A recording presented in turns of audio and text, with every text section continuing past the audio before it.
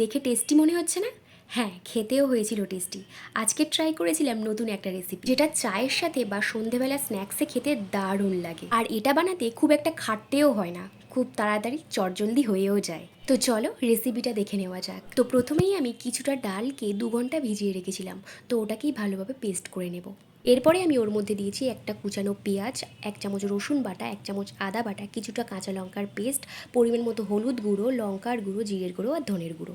এরপরেই আমি ওর মধ্যে অ্যাড করেছিলাম কিছুটা মাছের ডিম। তো মাছের ডিমটাকে আমি আগে থেকেই হলুদ আর নুন দিয়ে অল্প সেদ্ধ করে নিয়েছিলাম। এরপরেই আমি এর মধ্যে অ্যাড করেছি 1 চামচ সয়া সস আর কিছুটা কাঁচা সর্ষের তেল, আর দিয়েছিলাম বেসন আর পরিমাণ মতো নুন। সব কিছুকে একসাথে ভালোভাবে মেশানোর পর শেষে দিয়েছিলাম 1 চামচ গরম মশলার গুঁড়ো।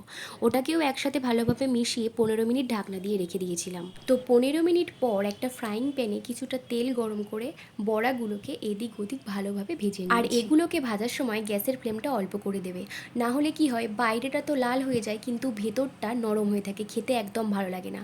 তাই খেয়াল রাখতে হবে ভেতরটাও যেন ভালোভাবে হয়। আর ভিডিওটা ভালো লাগলে লাইক আর সাবস্ক্রাইব করে দিও।